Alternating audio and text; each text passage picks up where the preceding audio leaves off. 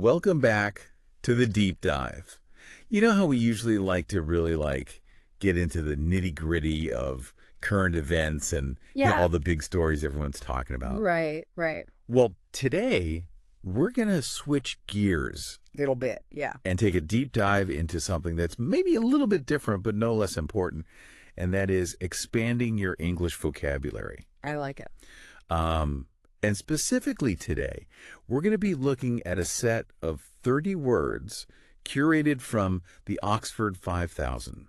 Okay. Now, for those of you who may not be familiar, the Oxford 5000 is like this really amazing resource for English language learners. Mm-hmm. It's this list of 5,000 of the most important words to know if you want to really master the language. Yeah, master the language. And so we thought, it'd be fun to kind of pick out a little chunk of that. Absolutely. And really get into the weeds with it. I love it. And the set we're looking at today is specifically geared towards intermediate learners. Okay. So if you're, kind of in that middle stage of your English language learning journey, this is going to be a great episode for you. Definitely. All right. So are you ready to dive in? I'm so ready. Let's do it. Okay. So our first word is novelist. Novelist. Now, this one seems pretty straightforward, right? I mean, a novelist is someone who writes novels, but I feel like there's maybe a little bit more to unpack here. Oh, yeah, absolutely. I mean, think about all the different kinds of novelists out there, right? You've got your mystery novelists, your romance novelists, science fiction, fantasy, historical fiction. I mean, the list goes on and on. Right. It's like a whole world unto itself. It really is. And each type of novelist brings their own unique style and perspective to the table. Okay, so to give our listeners a better idea of how to actually use novelist in a sentence, can you give us a few examples? Sure. So here's one. The renowned novelist captivated readers with her intricate plots and vivid character development. Ooh, I like that one. Okay.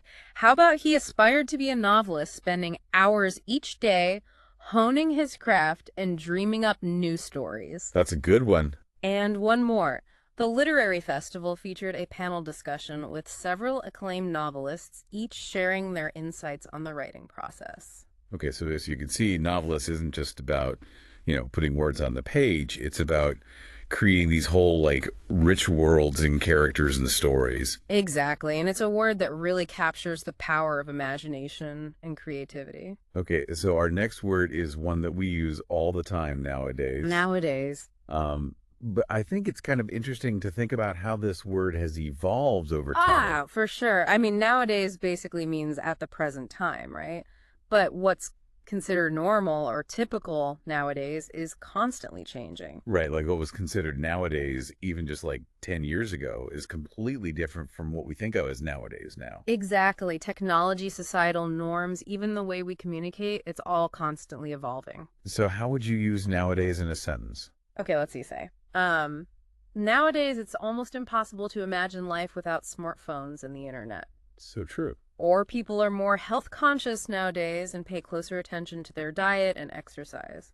Yeah, that's a good one. And one more nowadays, remote work has become increasingly common, allowing for greater flexibility and work-life balance. Yeah, it's so interesting to think about how nowadays really highlights these kind of shifts and trends that are happening in our world. Absolutely. It's like a little snapshot of the current moment in time. Okay, so our next word is nursery.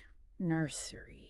Now, this one's kind of sweet because it has this double meaning. It does. To refer to a room for babies or young children. Right. All decorated with, pastel colors and cute little animals and... Yeah, exactly. All that cozy stuff. But then it can also refer to a place where plants are grown.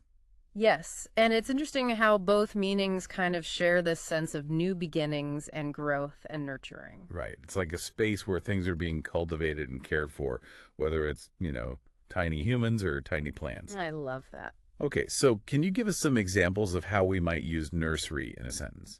Okay, so first one, the expectant parents spent weeks decorating the nursery, eagerly anticipating the arrival of their little one. That's so cute. I know, right? All right, here's another one. The local nursery offered a wide variety of plants, from vibrant flowers to fragrant herbs. Nice. And last one, the gardener carefully transplanted the seedlings from the greenhouse to the outdoor nursery. Okay, so again, we see how nursery can refer to both these kind of like human and natural spaces of growth. Exactly. And it's a word that really evokes a sense of care and potential. Okay, and speaking of care, our next word is nursing. Nursing. Now, this one also has these like multiple layers of meaning. It does. It does. Most obviously, it refers to the profession of providing medical care. Right. Those amazing individuals who dedicate their lives to helping others heal and feel better. Yeah. But then it can also refer to the act of breastfeeding.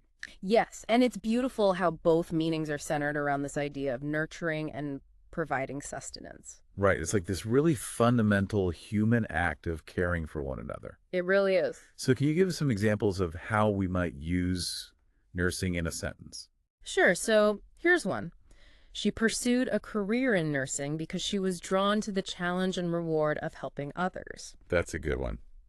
Okay, how about the experienced nurse provided comfort and support to the patient, easing their anxieties and ensuring their well-being? Yeah, that's so important. And one more, the new mother found joy and fulfillment in nursing her newborn, fostering a deep connection through this intimate act. Oh, that's so sweet. I know, it's such a powerful word. Okay, so nursing is a word that really encompasses both the technical skill and the human compassion that goes into caring for others. It really does. Now, speaking of health and well-being, our next word is nutrition. Nutrition. Yeah, this one's all about, the food we eat and how our bodies use it. Right, the fuel that keeps us going and allows us to thrive. And, it's interesting to think about how nutrition ties back to what we were just talking about with nursing. Oh, yeah, for sure. I mean, nurses play such a vital role in educating patients about proper nutrition. Absolutely. And of course, breastfeeding provides those essential nutrients for infants. All right, so it's all connected. It really is. So how would you use nutrition in a sentence? Let's see. The nutritionist emphasized the importance of a balanced diet rich in fruits, vegetables, and whole grains. Very important. Or athletes pay close attention to their nutrition, ensuring they consume the right foods to fuel their training and recovery. Yeah, for sure. And one more understanding, the science of nutrition can empower individuals to make informed choices about the foods they consume. Okay, so nutrition is all about making those healthy choices that support our bodies and our overall well-being. Exactly. And it's a topic that's becoming increasingly important as we learn more about the connection between what we eat and how we feel. Okay, so our next word is one that we often hear in the context of health, but it's a word that's important to approach with sensitivity and understanding, and that is obesity. Obesity. Now, obesity is a medical condition characterized by excess body fat. Right. And it's something that can increase the risk of various health problems. But it's important to remember that obesity is a complex issue. It really is. It's not just about willpower. There's so many factors that contribute to it. Exactly. Genetic, environmental, socioeconomic. I mean, it's really multifaceted. Right. So it's crucial that we approach this topic with compassion and a focus on education and support. Absolutely. So how might we use obesity in a sentence? Okay, so here are a few examples. Public health campaigns aim to raise awareness about the risks of obesity and promote healthy lifestyle choices. That's a good one. Researchers are exploring the complex interplay of factors that contribute to obesity, from genetics to lifestyle habits. Yeah, that's really important work. It is. And one more healthcare providers work with patients to develop individualized weight management plans that address the multifaceted nature of obesity. Okay, so as you can see, obesity is a serious public health concern, and it's one that requires a nuanced and compassionate approach. Absolutely. Okay, so shifting gears a bit, our next word is objection. Objection. And this one immediately makes me think of like courtroom dramas. Right. The lawyer jumps up and shouts, "Object." It's so dramatic. It is, but in essence, an objection is simply expressing disagreement or opposition to something. Right. It could be an objection to a legal argument, a proposed plan, even just a simple suggestion. Right. It's like saying, hold on, I have a different perspective here. Exactly. So how would you use objection in a sentence? Okay, let me think. The community members raised objections to the proposed construction project, citing concerns about its impact on the environment. That's a good one. Or she voiced her objection to the new company policy, arguing that it was unfair and would negatively impact employee morale. Yeah, that's important to speak up about those things. It is. And one more, the lawyer filed an objection to the judge's ruling, believing it to be based on a misinterpretation of the law. Okay, so objection is all about expressing those different viewpoints and, engaging in that kind of like back and forth dialogue. Absolutely. It's about ensuring that all voices are heard. All right, our next word is oblige. Oblige. And this one has a sort of like formal, polite tone to it. It does. It's like a more elegant way of saying, sure, I can do that for you. Right, or, I'm happy to help. Exactly. And it can suggest both a willingness and also sometimes a sense of duty. Right, like you're doing something because you want to, but also maybe because you feel like you should. Exactly. So how would you use oblige in a sentence? Okay, how about this one? Would you oblige me by passing the salt? Thank you kindly. Very polite.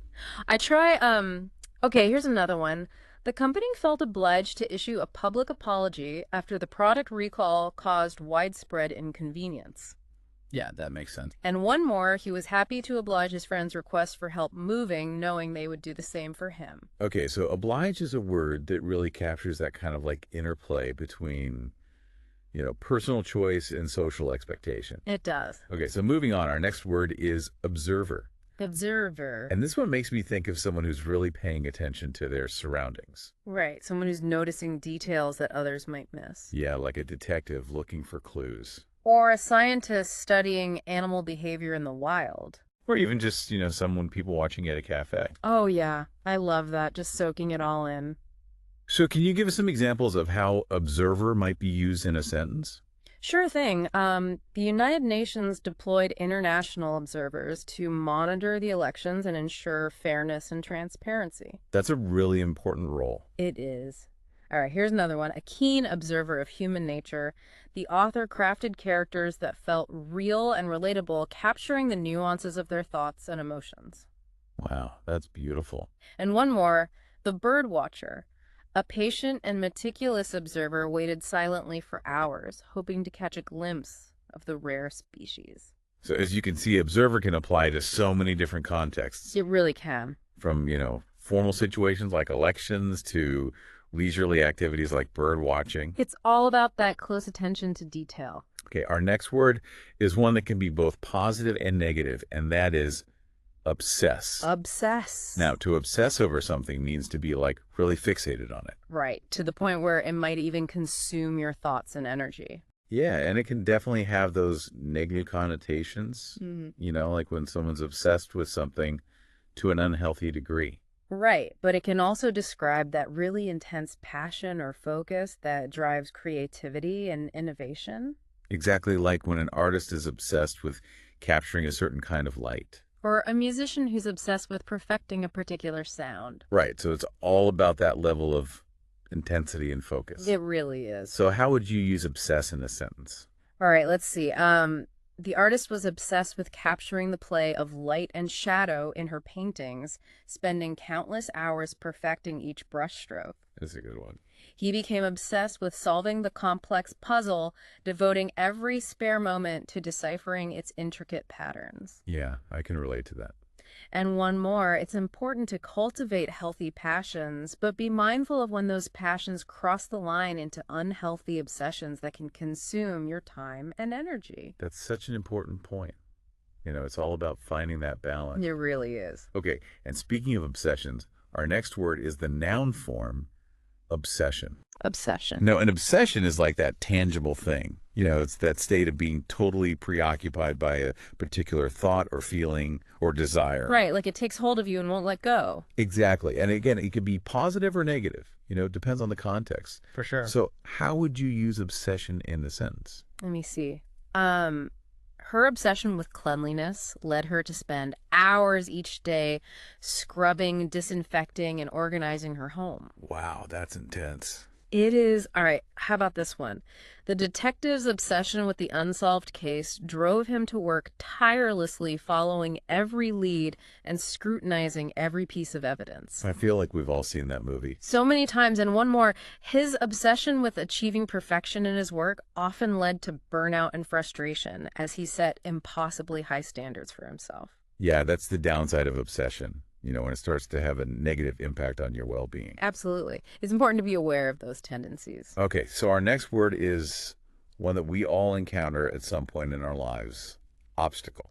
Now, an obstacle is essentially anything that stands in the way of our goals. Right. Those challenges, setbacks, roadblocks that make things a little bit harder. Yeah, and, obstacles can be really frustrating, but they can also be opportunities for growth. Oh, absolutely. They force us to think creatively, to problem solve, to become more resilient. It's like that saying, what doesn't kill you makes you stronger. Exactly. So how would you use obstacle in a sentence? Okay, let me think.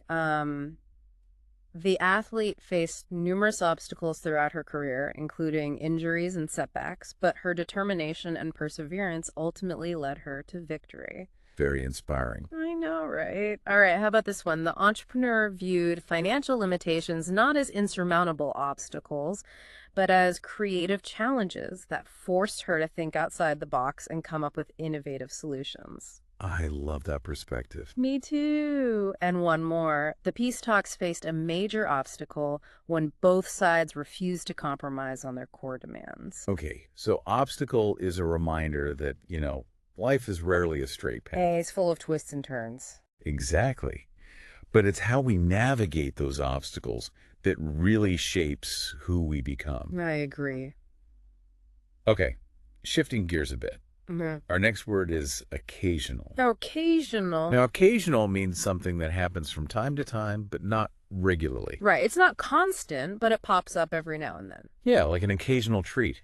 Or an occasional visit from a friend who lives far away. Right. It's those things that we enjoy, but maybe not in excess. Exactly. So how would you use occasional rolled in a sentence?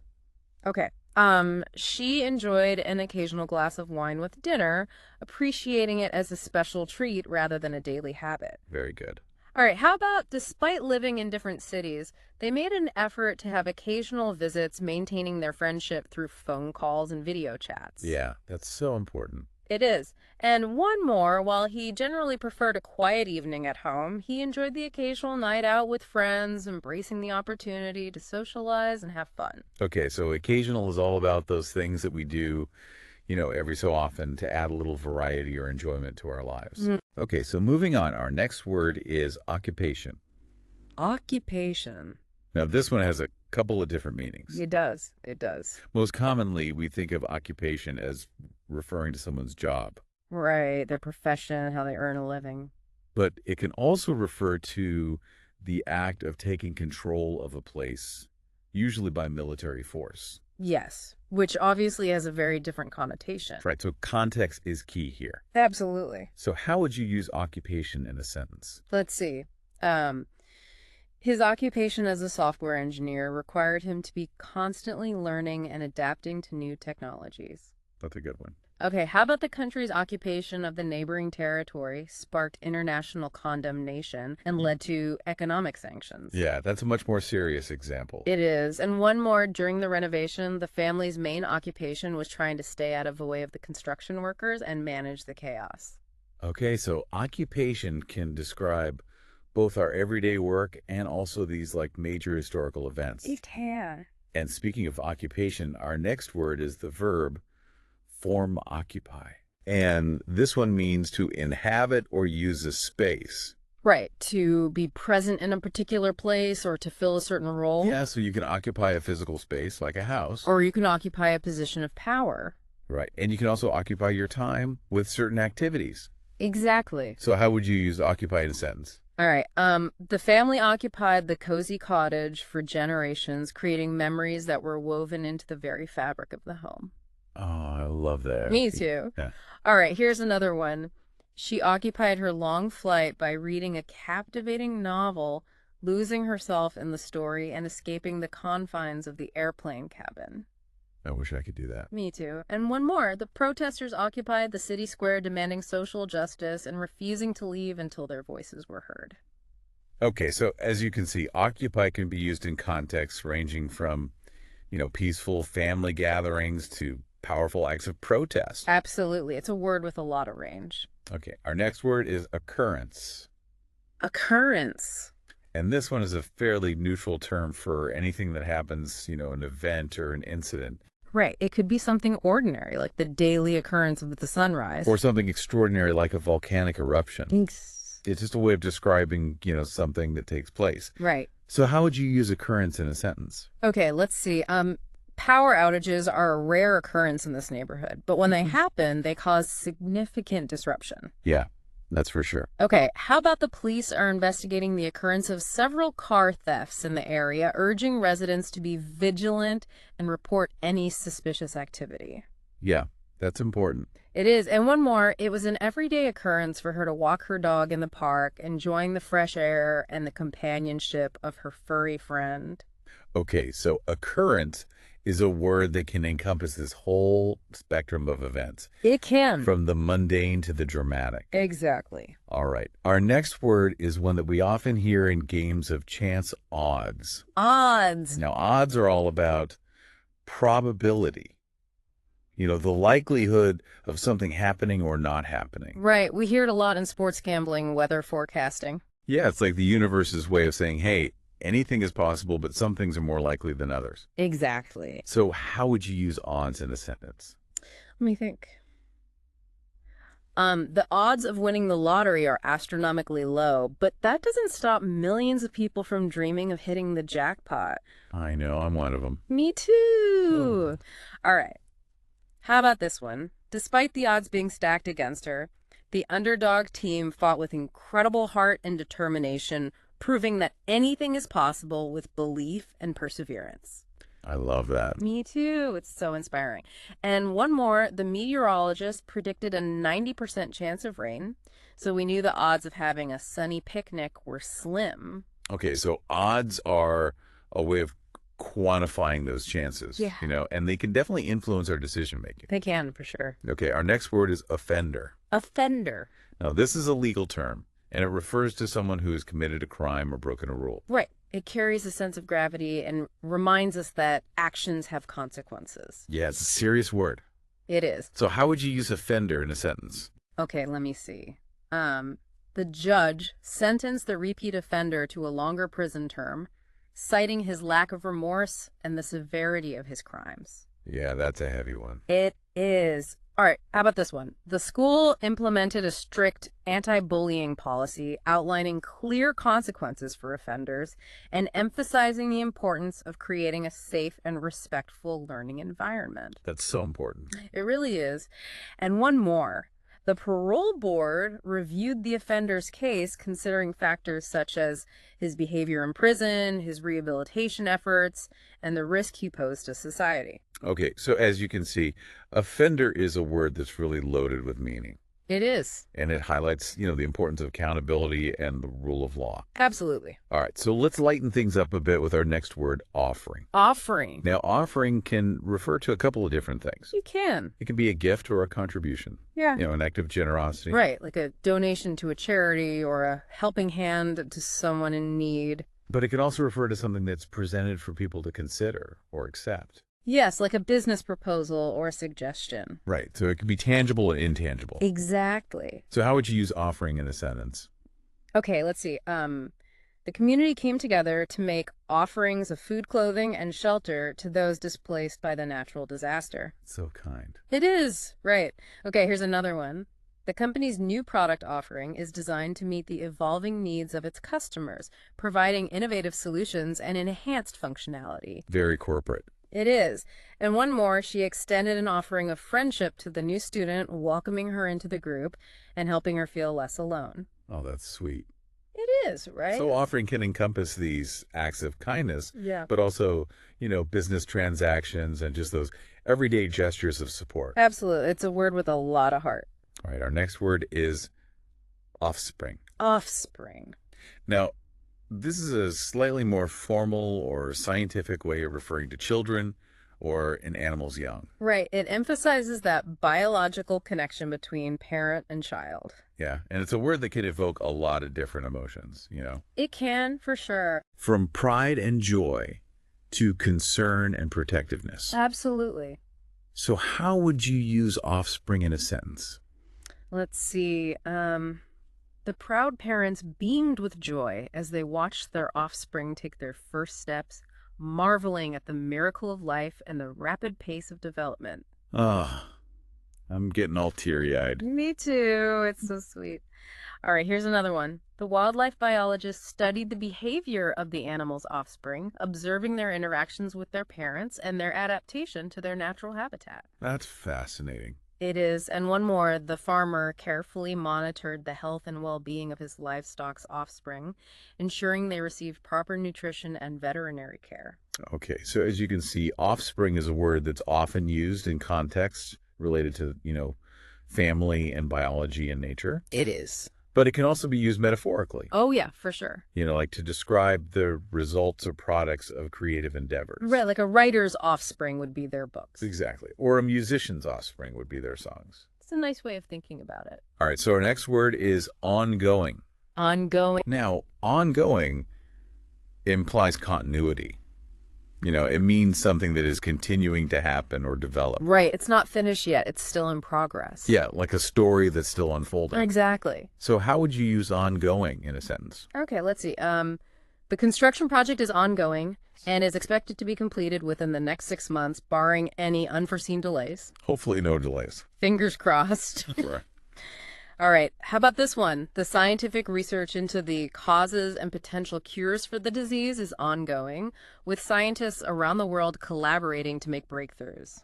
Yeah, that's so important. It is. And one more. The peace negotiations between the warring factions are ongoing, with mediators working tirelessly to find common ground and bring an end to the conflict. Okay, so ongoing is a word that suggests both patience and persistence. It does. It's about recognizing that some things take time. Absolutely. And speaking of openness, our next word is openly. Openly. Now, openly means to do something without hiding it. To be transparent and upfront. Right. It suggests a willingness to be honest and vulnerable, even when it might be difficult. Yeah, and that can be really powerful. They can.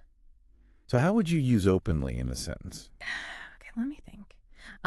She openly expressed her concerns about the proposed changes, voicing her dissent, and engaging in a respectful dialogue with her colleagues. Yeah, that's so important in any kind of work or collaborative setting. It really is.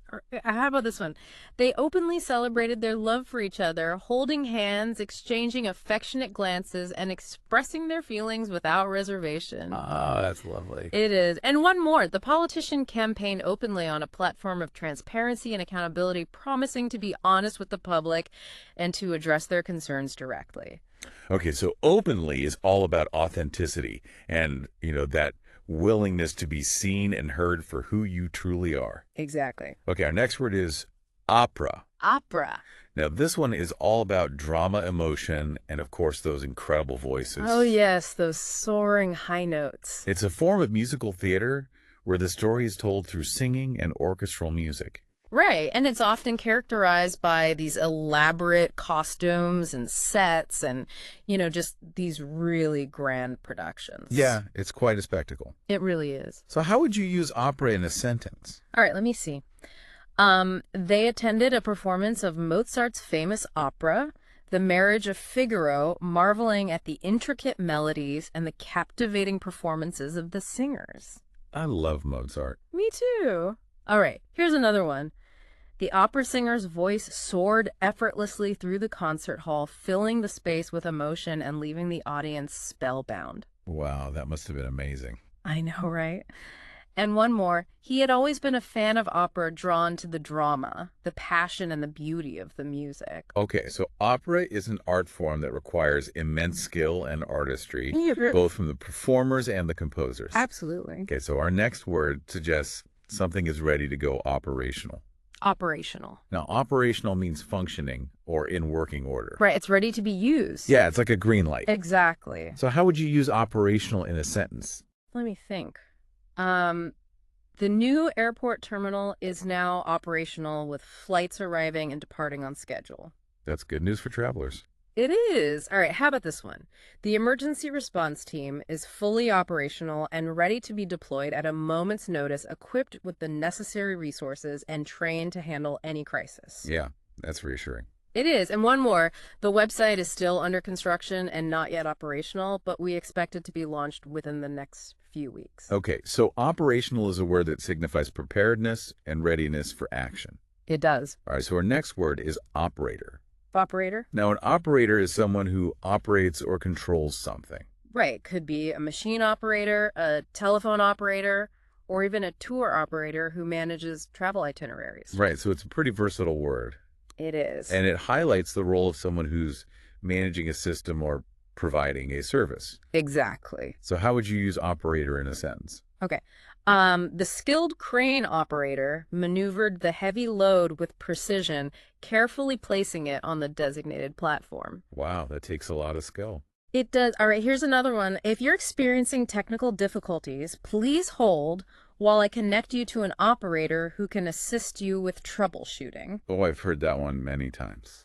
Haven't we all? And one more. The tour operator planned an unforgettable itinerary, ensuring that the travelers had a seamless and enjoyable experience from transportation to accommodations to guided tours. Sounds like a good tour operator. They do. Okay, so operator can encompass this whole range of roles and responsibilities. It can. From those who work with, heavy machinery to those who provide customer support. It's all about managing and facilitating. All right, our next word is opt. Opt. Now, to opt means to make a choice to select one option over another. Right. It's about making a decision and going with it. Exactly. So how would you use opt in a sentence? Okay, let me think. She opted to pursue a career in medicine driven by a deep desire to help others and a fascination with the complexities of the human body. A very noble pursuit. It is all right. How about when booking their flight, travelers can opt to purchase travel insurance, providing them with peace of mind in case of unexpected events? That's always a good idea. It is. And one more, he opted for the vegetarian option on the menu, enjoying a delicious meal that aligned with his dietary preferences. Okay, so opt is all about exercising that power of choice. It is. And making decisions that, align with our values and goals. Yeah, absolutely. All right, and speaking of choices, our next word has to do with sight. Optical. Optical. Now, optical refers to anything related to sight or the way light behaves. Right. It's often used in the context of vision lenses, instruments that use light. Yeah, it's a whole fascinating world of science. It really is. So how would you use optical in a sentence? Okay, let me see. He visited the optical shop to have his eyes examined and to get a new prescription for eyeglasses. I need to do that. Me too. All right. How about optical illusions can trick our brains into seeing things that aren't really there, demonstrating the complex interplay between perception and reality. Yeah, that's so trippy. It is right. And one more, fiber optic cables transmit data using pulses of light, allowing for incredibly fast and efficient communication. Okay, so optical technology has revolutionized so many aspects of our lives. It really has. From communication to entertainment to medicine, it's everywhere. It's amazing. All right, and our next word is a very positive one, optimism. Optimism. Now, optimism is the belief that good things will happen in the future. Right. It's that sense of hopefulness and confidence despite challenges or setbacks. Yeah, it's like a ray of sunshine, brightening our outlook and giving us the energy to keep moving forward. It really is. So how would you use optimism in a sentence? Okay, let's see. Her unwavering optimism was contagious, inspiring those around her to believe in themselves and to strive for their goals. I love that. Me too. It's so powerful. All right, here's another one. Despite facing numerous obstacles, he maintained a sense of optimism, believing that with hard work and perseverance, he could overcome any challenge. Yeah, that's the... Yeah. It is. And one more studies have shown that optimism is linked to numerous health benefits, including lower stress levels, improved cardiovascular health, and greater resilience in the face of adversity. Wow. So optimism is not just a feeling. It's actually good for us. It really is. Okay. And the next word is the adjective form optimistic. Optimistic. Now, optimistic describes someone who has that positive outlook on life. Right, someone who